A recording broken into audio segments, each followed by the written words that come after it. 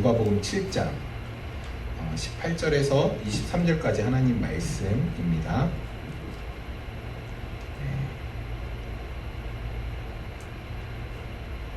우리 함께 교독하도록 하겠습니다. 제가 먼저 읽도록 하겠습니다. 18절입니다. 요한의 제자들이 이 모든 일을 그에게 알리니 요한이 그 제자들을 불러 주께 보내오되 오실 그이가 당신이니이다. 우리가 다른 일을 기다리오리이다.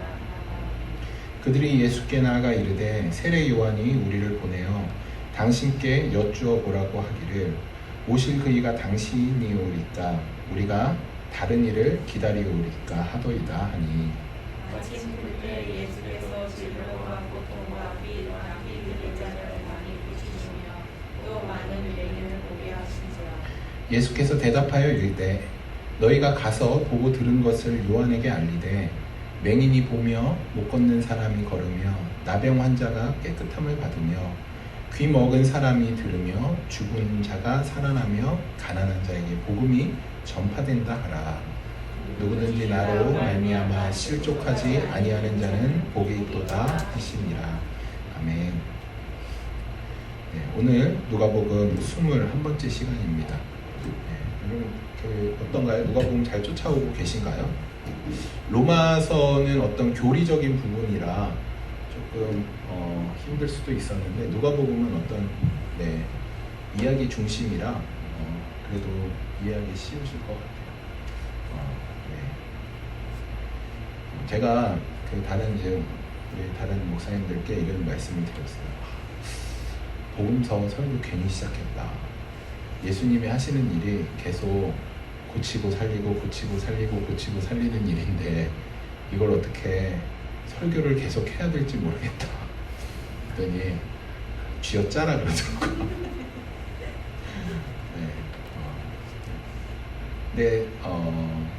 주님이 은혜를 주시는 것 같아요. 늘 때에 따라 깨닫게 하시고 또 주님이 계속해서 말씀해 주시고 그런 은혜가 저와 또 여러분들에게 이 누가복음을 하면서 또 동일한 은혜가 있기를 간절히 소망합니다. 이제 누가복음 끝나면 사도행전 하는데 사도행전은 좀 재밌습니다. 왜냐하면 막 상황이 또 교회를 세우는 장면이 이렇게 나오기 때문에 이제 계속 연달아 하면 그냥 또 재밌고 흥미진진한 역사의 세계로 우리가 들어갈 수 있을 것입니다.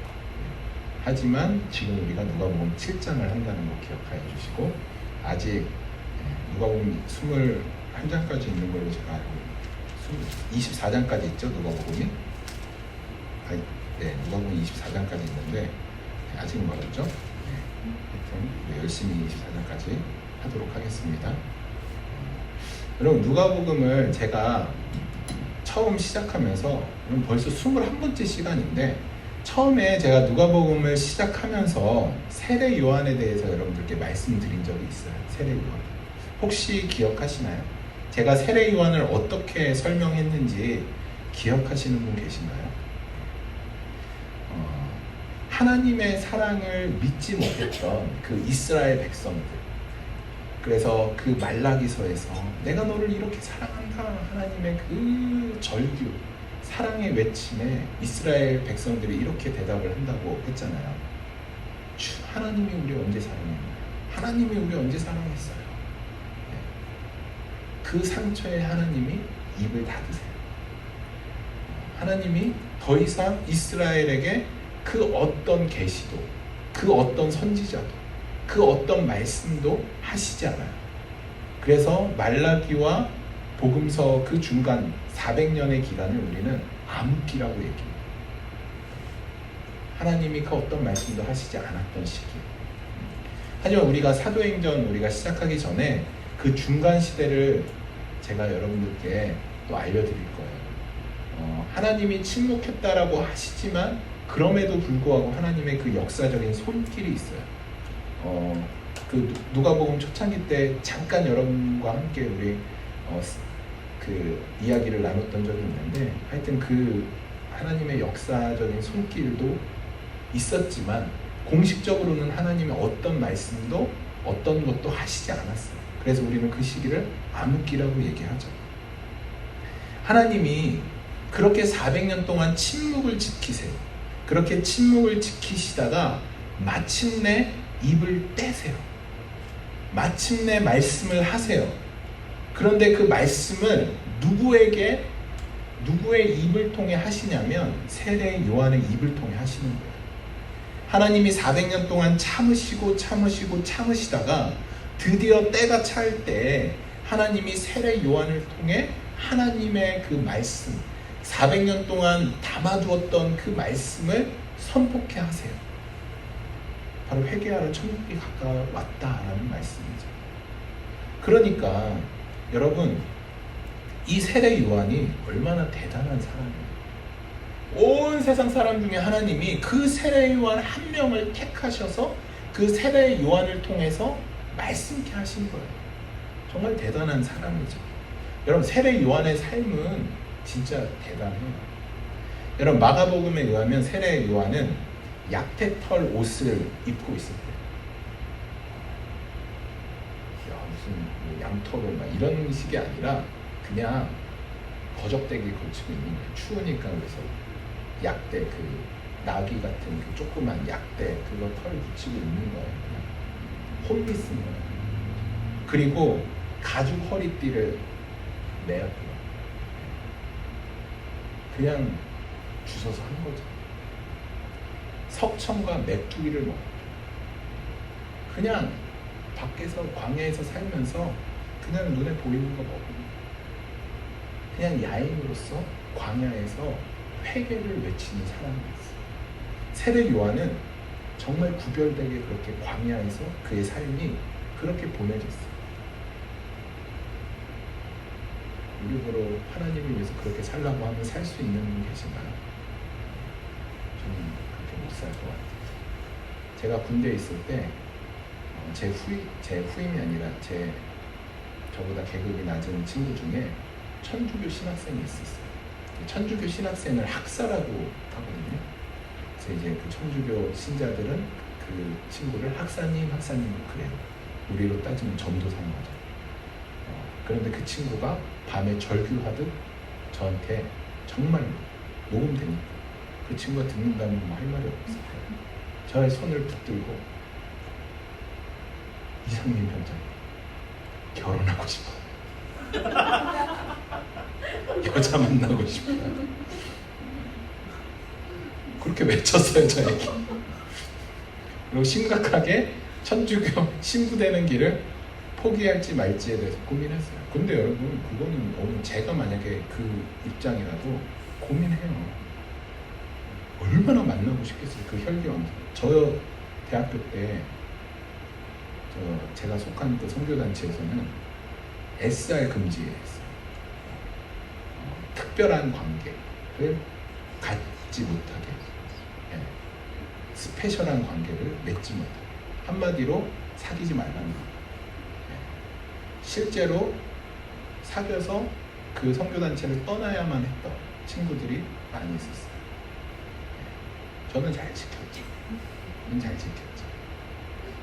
그런데 얼마나 많은 사람들이 고민 상담이라고 오는 게 하나님을 상담하기보다는 저 누가 좋아졌어요. 어떻게 해요? 힘들어요. 이 남자 여자 만나는 문제도 힘든데 이거를 주를 위해서 내가 참는 것도 힘든데, 먹는 문제, 의식주 문제, 다른 사람들은 다 좋은 옷 입고 막 그렇게 맛있는 음식 먹는데 혼자서 메뚜기와 석청을 먹으면서 약대 옷 입고 가죽끈 동여 매고 회개하라 천국이 가까웠다라고 그 외치는 그 세례 요한의 그 모습, 여러분 누가 그렇게 살 수 있겠어요? 그런 그에게 하나님이 하나님의 대리자로서, 대언자로서 세우신 것이죠. 그러니까 대단한 사람이에요. 저희와는 전혀 비교 자체도 안 되는 그런 놀라운 사람이 바로 세례 요한이다라는 것이죠. 그런데 오늘 본문을 보면 세례 요한이 우리가 상상할 수 없는 행동을 해요. 상상할 수 없는. 세례 요한이 믿음이 연약한 우리나 하는 의심이라는 것을 세례 요한이 하게 돼요. 세례 요한은 예수님을 의심해서 그의 제자들을 예수님께 보내요. 여러분, 그런데 저는 이 세례 요한이 예수님께 한 이 질문이 너무나도 중요하다고 생각합니다. 우리가 모두 다 가져야 하는 질문이라고 생각을 해요. 그리고 이 질문의 답을 우리 모두 다가 대답할 수 있어야 되고 갖고 있어야 된다라고 생각을 합니다. 여러분, 저를 포함해서 여러분 모두 의심하시죠? 나는 의심 안 한다. 창세기부터 요한계시록까지 전부 믿는다. 손은 들지 않겠습니다. 없으시. 이러면 제가 의심하는 것처럼 보이시나요? 저 다 믿습니다. 다 믿습니다. 하지만 의심할 때가 있어요. 또 의심이 들어올 때가 있어요. 여러분, 저를 포함해서 누구나 다 의심을 해요. 의심하는 거는 너무 당연해요. 여러분, 세례 요한도 의심을 했는데 하물며 우리가 의심을 안 하겠어요? 우리 당연히 의심을 하죠. 중요한 것은 이 의심이 단순한 의심으로 끝나면 안 된다라는 것이죠. 의심에 대한 적절한 반응과 그에 대한 답을 우리가 찾고 그것에 대해서 우리가 해결해야 돼요. 그 의심이 우리 안에서 고민과 또 그것에 대한 묵상을 통해서 해결이 되어야 됩니다. 그냥 의심이 의심으로 끝나면 그것은 큰일 나는 것이죠. 여러분, 저는 여러분들도 알다시피 수년 동안 비전에 대한 꿈을 항상 기도해 왔어요. 대학교 때부터 늘 비전에 대해서 하나님, 주여 저에게 비전을 허락하여 주시옵소서. 저는 뭐 시시하게 하찮은 거 기도 안 했어요. 온 열방을 주시옵소서. 온 열방 가운데 우뚝 선 자로 세워주시옵소서. 그러다가 살만 쪘죠. 그렇게 비전에 대해서 이제 매일 기도하고 비전을 향해서 늘 기도하고 그렇게 했어요. 근데 그때 선배, 친구, 책, 교수님 이렇게 많은 사람들이 저에게 조언을 해주실 때 꼭 이렇게 이야기했어요. 하나님은 단순히 비전만 주시는 분이 아니다.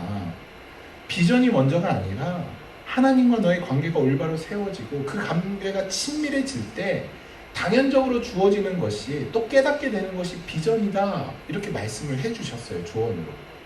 정말 맞는 말이죠. 근데 그 말이 귀에 들어오지 않았어요. 나 같은 사람이 책 보니까 막 유명한 분들은 엄청난 비전, 막 하나님이 나타나서 내가 열방을 너에게 주겠다. 내가 아시아 대륙을 주겠다. 막 하면 막 아멘 하면서 깨어나니까 막 내 손에 막 힘이 막 이렇게 나오고 막 그랬다는데, 나도 그런 거 경험하고 하나님이 그렇게 나는 좀 특별한데 좀 그렇게 나를 특별하게 만나 주셔야 되는 거 아닌가, 특별히 그렇게 비전을 허락해 주셔야 되는 거 아닌가, 이런 생각이 있었어요. 그래서 그분들의 조언들이 저의 마음에 와닿지가 않았어요. 그런데 어느 날 제가 하나님으로부터 말씀을 들었어요. 그 말씀이 무엇이냐면, 그렇게 사람들이 저에게 조언했던 말을 하나님이 똑같이 토시 하나 안 틀리게 동일하게 말씀해 주셨어요. 저에게. 그런데 그것을 제가 하나님 앞에서 깨닫고 나니까, 말씀으로 깨닫고 나니까 제 가슴에 와닿아요. 그것이 이해가 되는 거예요. 그래서 저희 더 이상 그 이후로 비전에 대해서 기도하지 않습니다. 하루하루 하나님이 주시는 은혜로 살아가고 있어요. 여러분, 우리가 고민하는 것, 의심하는 것에 대해서 우리가 고민하고 기도하고 끝까지 그것을 풀어가야 돼요. 그냥 의심으로 끝나고 언젠가는 해결되겠지. 여러분, 평생 해결되지 않습니다. 그냥 고민으로 의심으로 끝이 나면 절대 이해되지 않아요. 분명 여기 앉아 계신 분들 중에 하나님에 대해서 의심하시는 분, 성경에 대해서 의심하시는 분, 예수님에 대해, 또 성경의 그 많은 사건들에 대해 의심이 가고 해결되지 않은 분들이 계실 거라고 생각합니다. 물론 여러분들이 그런 질문들을 저에게 했을 때 제가 아는 지식 안에서 여러분들에게 설명해 줄 수 있어요. 물론 그렇게 해야 되죠. 그런데 그것이 내가 고민 없이 그냥 듣기만 한다면 절대 해결되지 않습니다.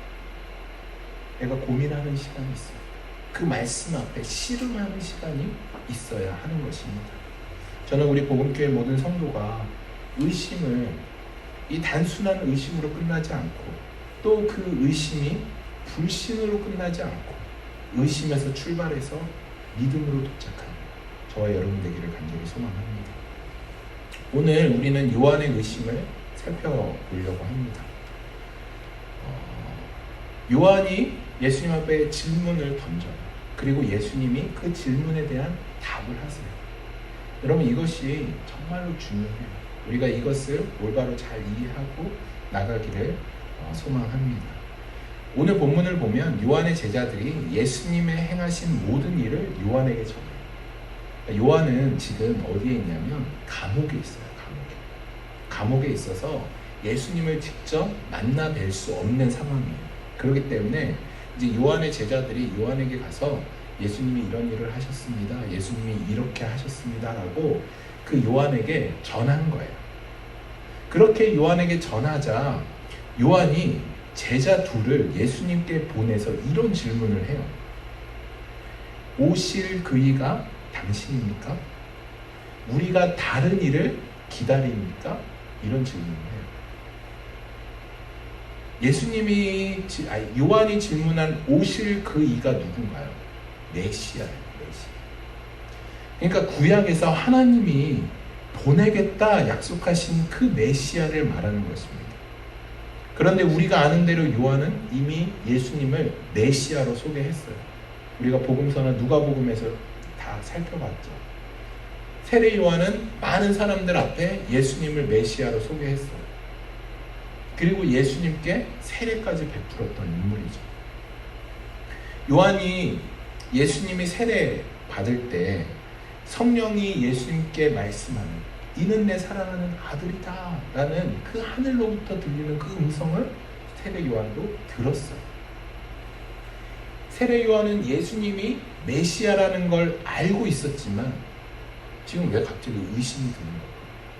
왜 갑자기 의심을 하는 것일까요? 지금 갑자기 의심을 하고 있는 거예요. 예수님이 한 일을 보고 이것을 이해하기 위해서는 이 당시 시대 상황이 좀 필요하죠.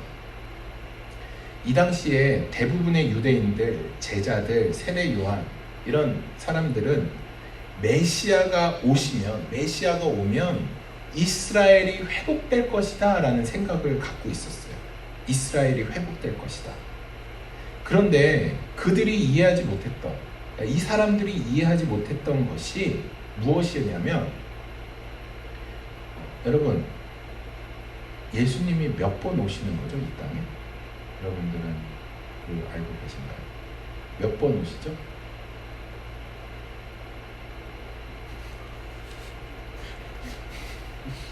떨면서 말씀하세요.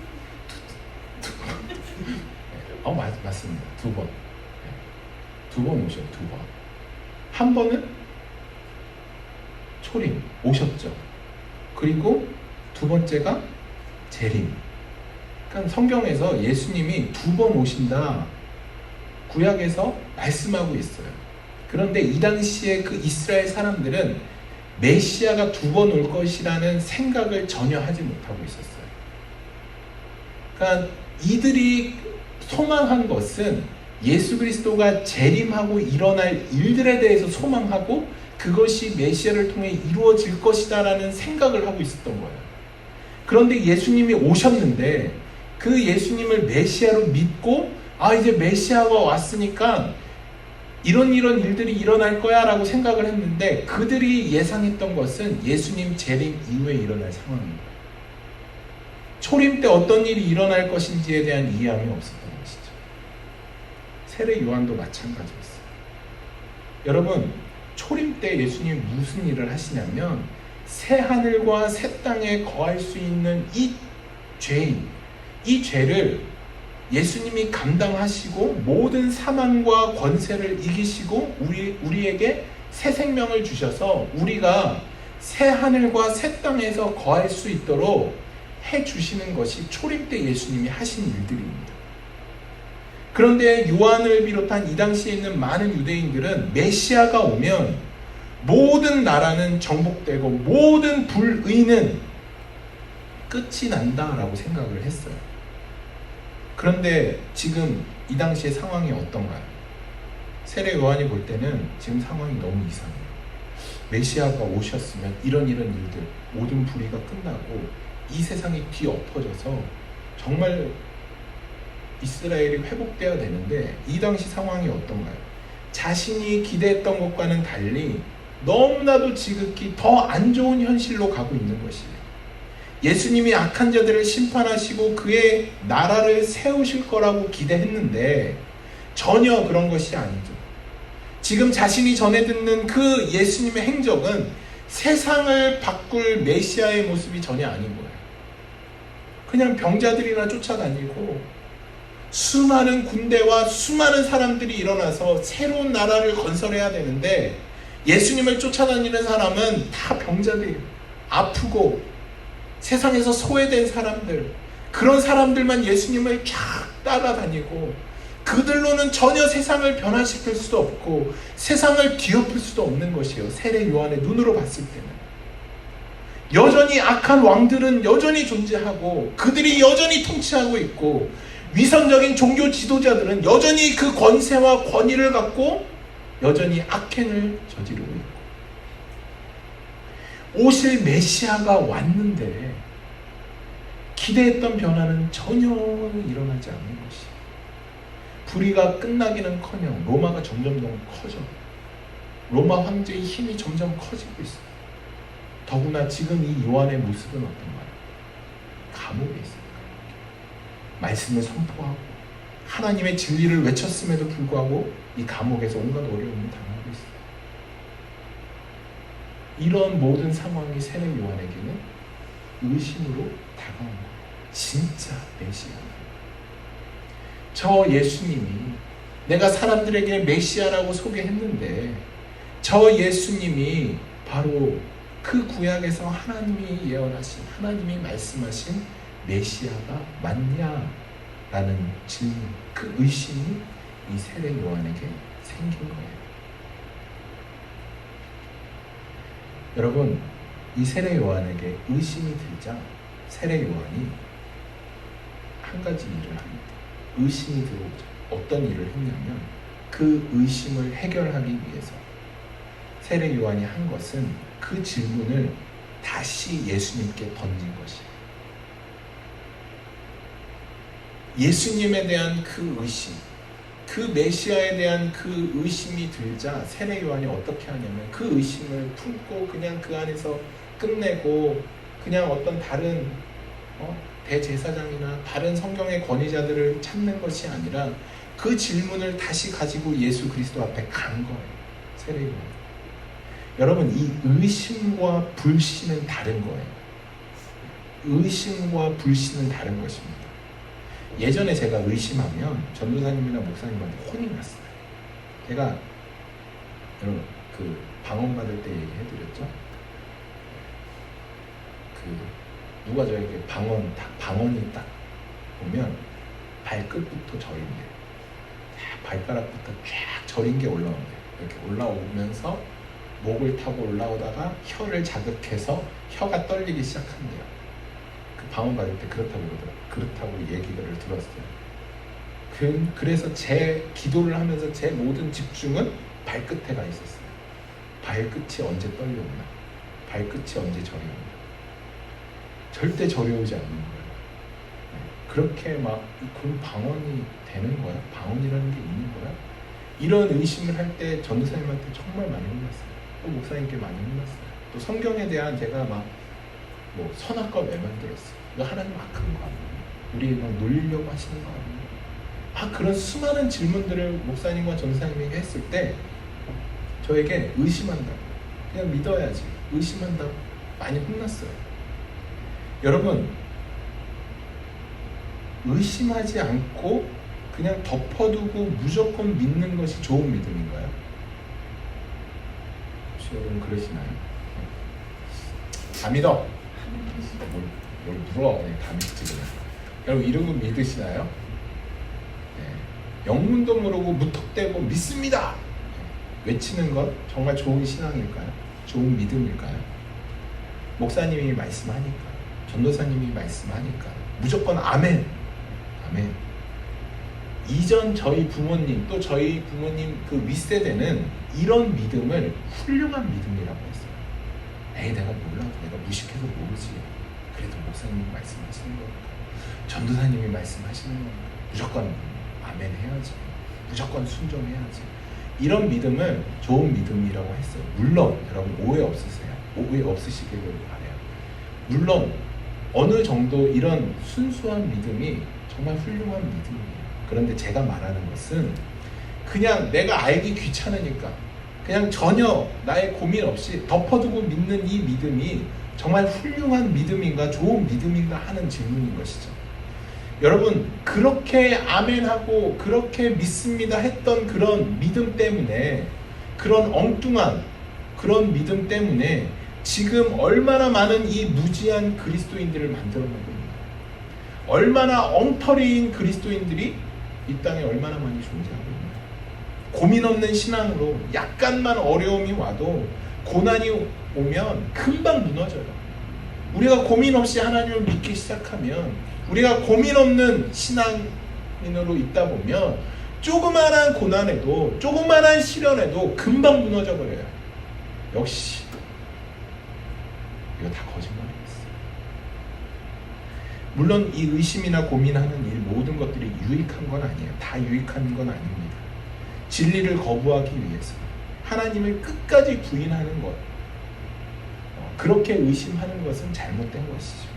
그렇지만 이 진리를 더 알기 위해, 주님의 말씀을 더 알기 위해 우리가 고민하고 의심하고 이런 것은 너무나도 필요한 것이죠. 세례 요한도 이렇게 의심한 것이에요.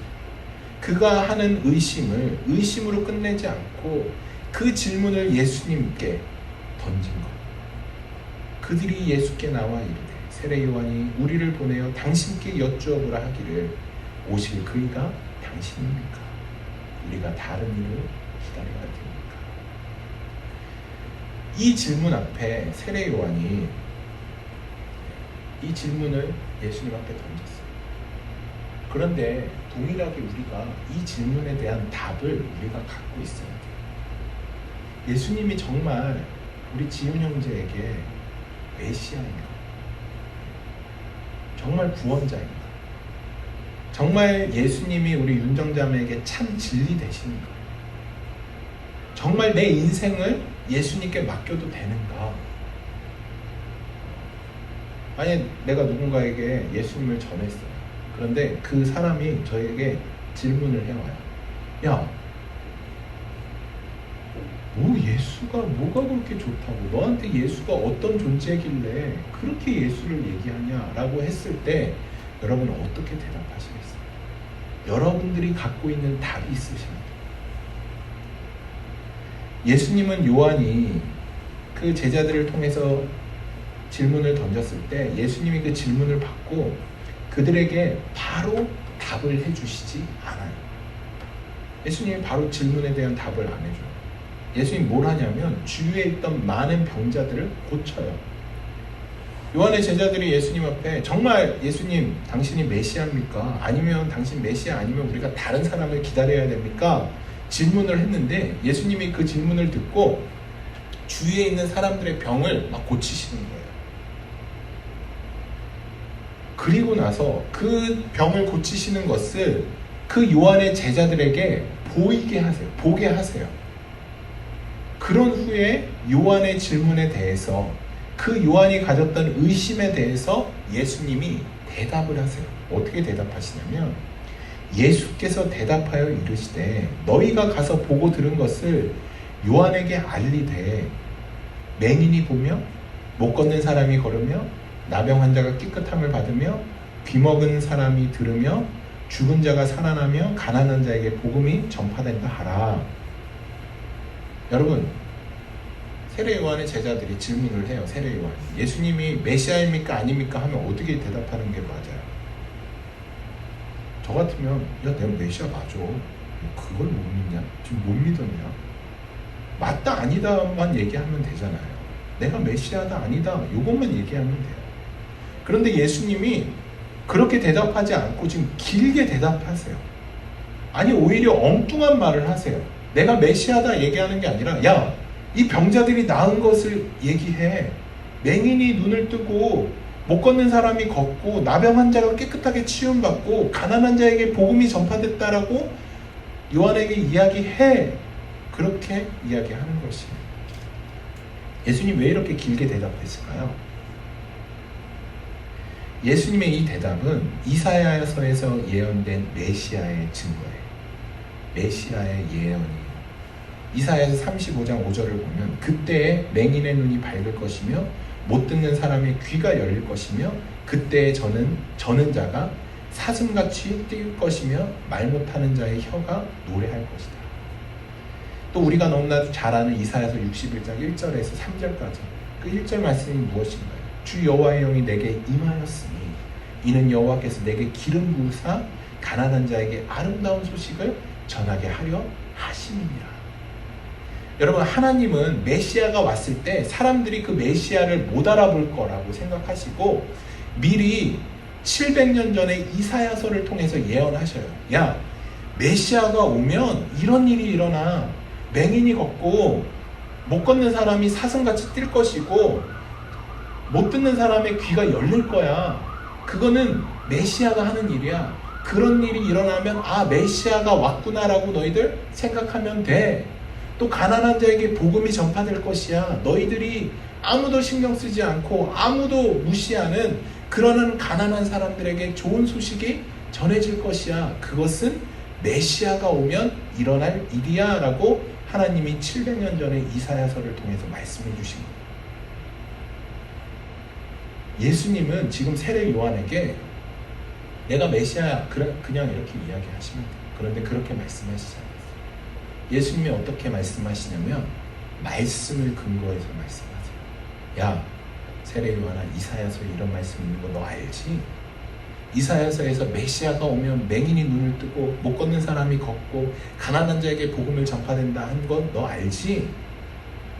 그런 일들이 지금 일어나. 그러니까 내가 메시아 맞지. 이렇게 말씀해 주시는 거예요. 저는 누가복음을 강의하면서 우리가 매일의 삶 가운데 하나님의 나라를 이루며 살아야 한다라고 여러분들에게 말씀드리고 있습니다.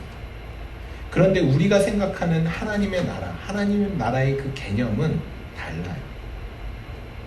여러분은 하나님의 나라가 어떤 나라인가요? 여러분들에게 많은 분들 어떤 사람은 이렇게 요즘 같은 시대에 이렇게 생각하죠. 공산주의가 무너지면 하나님의 나라가 이루어진 것이다. 그렇게 실제로 생각하시는 분들도 계시더라고요. 어떤 사람은 나 이 안타까운 상황에서 벗어나면 하나님의 나라가 이루어지는 것이다. 어떤 사람은 내가 하는 사업이 잘 돼서 이 재정을 가지고 내가 여러 선교 사업을 하고 여러 사역적인 좋은 일들을 하면 하나님의 나라가 이루어지는 것이다. 그렇게 생각하시는 분들이 많아요. 어떤 분들은 선교가 왕성하게 이루어지고 복음이 전파되고 막 그렇게 되면 하나님의 나라가 이루어지는 것이다. 말씀을 열심히 배우고 말씀이 충만하게 일어나면 하나님의 나라가 이루어지는 것이다. 이런 여러 사람들 각각의 하나님의 나라의 개념들이 다 달라요. 100이면 100 우리 모두가 갖고 있는 하나님의 나라의 개념이 다 다릅니다. 그런데 여러분 중요한 것은 무엇이냐면 하나님의 나라가 성경에서 무엇라고 이야기하느냐 이게 중요해요. 내 생각이 중요한 것이 아니라 하나님의 나라가 이 말씀 안에서 무엇이라고 이야기하는가, 성경에서 이 메시아는 어떤 분이라고 이야기하는가, 분명히 구약 성경에 예언되어 있음에도 불구하고 여러분 이 당시의 유대인들, 이 당시의 구약 유대인들 대제사장들, 여러분 지금 유대인들도 모세 오경을 다 외워요. 구약의 박사예요. 이사야서를 못 봤을까요? 다 알죠. 그런데 구약을 알고 이사야서를 분명히 공부했음에도 불구하고 그럼에도 불구하고 그 어떤 누구도 예수님을 메시아로 믿지 않았어요. 왜 믿지 않았나요? 그 이유는 성경에 어떻게 쓰여져 있든 그것과 상관없이 내가 생각하는 방식으로 메시아를 생각하는 거예요. 내가 생각하는 방식으로 메시아를 그리는 거예요. 그래서 내가 상상하는 그 메시아의 모습이 아니다 라고 생각하니까 메시아가 아닌 거예요. 성경에 무엇라 쓰여져 있든 그것과 상관없이. 세례 요한의 이 의심에 예수님은 얼마든지 세례 요한을 설득할 수 있었습니다.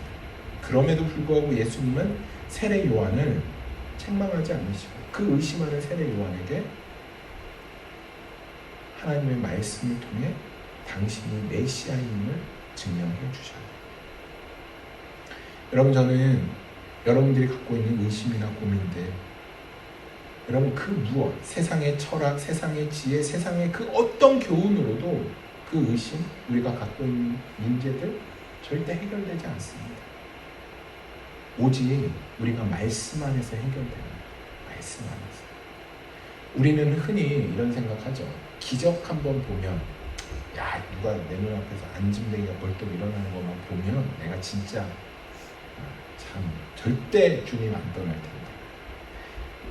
여러분, 저도 그렇게 생각했어요. 저도.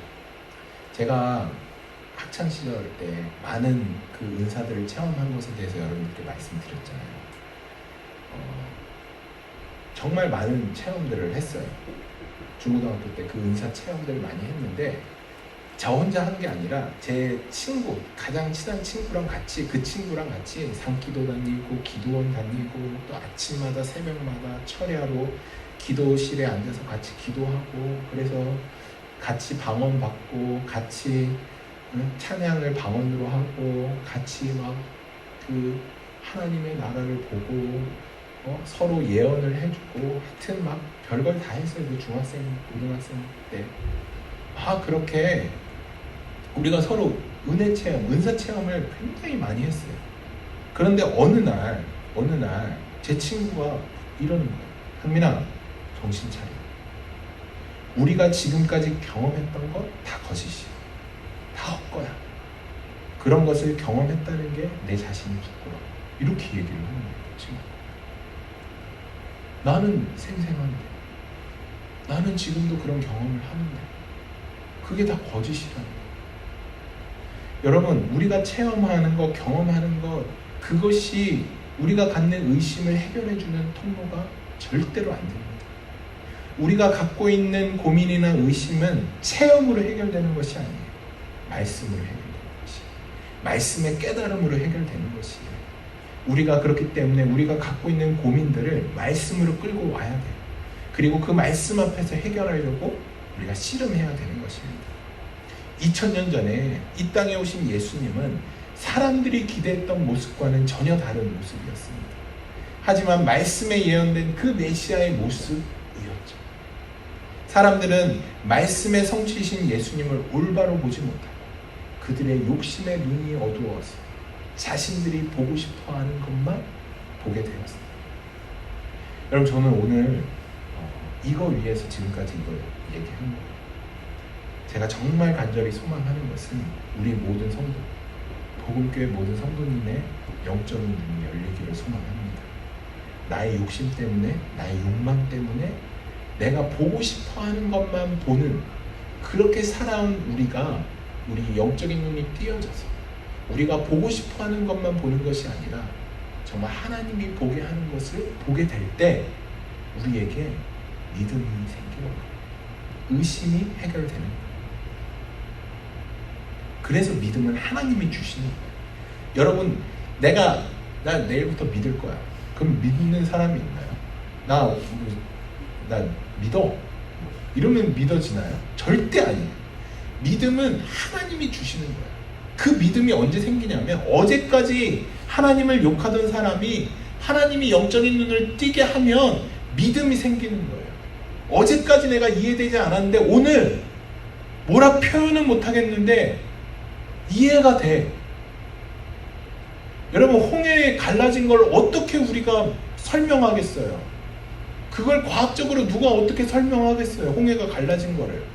누구 어떤 사람에게 야 홍해 갈라진 거 믿어 한다고 누가 믿겠어요?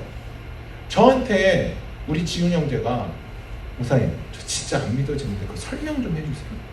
제가 어떻게 설명하겠어요? 그걸 어떻게 설득시키겠어? 근데 나는 다른 사람을 설득시키지 못하는데 믿어. 저는 믿어요. 뭐라 말로 표현하지 못하겠는데 믿어요. 그 영적인 눈이 띄어진 거예요. 우리가 기도할 것은 하나님 나 믿게 해주세요. 그게 아니라 하나님 나의 영적인 눈, 내가 그동안 가려졌던 욕심과 욕망과 그런 어떤 세상의 것들로 내가 보고 싶어하는 것만 보게 했던 나의 시선이 가려지고 온전히 하나님이 보게 하시는 것만 보게 해주시옵소서. 그 영적인 눈이 띄어질 때 우리에게서 의심이 걷히고 믿음이 갖게 됩니다. 그렇게 되기를 정말 간절히 소망합니다. 여러분들이 가지고 있는 의심과 고민 그냥 묻어두지 마시고 그것을 주님 앞으로, 말씀 앞으로 가져가서 말씀과 씨름하면서, 그래서 결국 하나님이 그 의심의 눈, 내가 그동안 보지 못하게 했는 눈을 띄어지게 해서 믿음을 갖게 하는 저와 여러분들의 놀라운 하루하루의 삶이 되기를 간절히 소망합니다. 기도하겠습니다.